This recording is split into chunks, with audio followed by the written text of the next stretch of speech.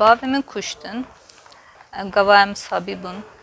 Li Enqerê panelek bi navê windabûn û têkoşîna lêgerîna dadê hate çêkirin. Di vê panelê de xizmên kesên windabî qise kirin. 26 sal berê li Tirkiye herî zêde di şarê Kurdan da di navbera salên 1993 û 1996 da gelek kes ji aliyê hêzên dewletê jî temêva hatin revandin. Di nav vana da gelek kes hatin windakirin û gelek kes jî hatin kuştin. Merê hevseroka HDP Pervin Buldan, Karsaz Savaş Buldan, dîsa Abdülmecid Baskın, Behçet Cantürk, Hacı Karay, Adnan Yıldırım, Medet Serhat, Faik Candan û gelek Karsaz û Rewşenbirên Kurd hatin windakirin û kuştin. Qiza Adnan Yıldırım, Leyla Yıldırım dema behsa kuştina bavê xwe dike, dibe ew dem em sebî bûn. Benim annem 10 sene boyunca siyah... Dayka min 10 salan cilûbergên reş li ber xwe kir. Ji bilî vê rengî çi rengê dî li ber xwe nekiriye. Hemî pêşemban çû ser qebrê babê min. Pêra qise dikir û derdê dilê xwe jê re digot. konuştu, dertleşti. Pir kes ji aliyê hêzên dewletê rêxistina saloxgeriya jendirma ango jî temêva hatin windakirin û kuştin. Cara yekem di derheqê 19 kesî da di sala 2011 da doz hate vekirin. Ev doz ana li Enqerê ceza giraniya yekemîn da ye. Parêzvanê kesên windabûyî Mehmet Emîn Aktar dema vê dozê dinirxine wiha dibêje.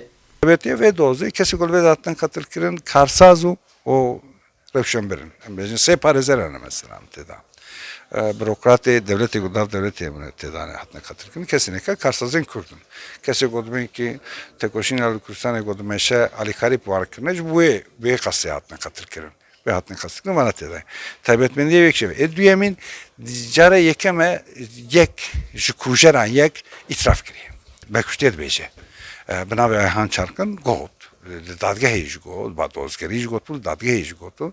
Nezî 3 sala jî girtîgehê de girtîma. Kurê Abdülmecid Baskın dibêje piştî ku bavê min hate kuştin, min soz da xwe û ez bûm parêzvan. Ana parêzvaniya bavê xwe û gelek kesên ku hatin windakirin û kuştin dikim. Ji bo wê durumê ez bûma avukat. Ji behendê ez bûma avukat. Ca bişim bu dava bavê xwe harîkariya wî bikim. Heta niha tam 8 sala ev dava ve bir iddianame hazırlanmış mı? Paşingi hattın inandığına Ankara Bir Ağır Ceza Mahkemesi ve hingi vere ezil vere tam 5 sala ezidüve.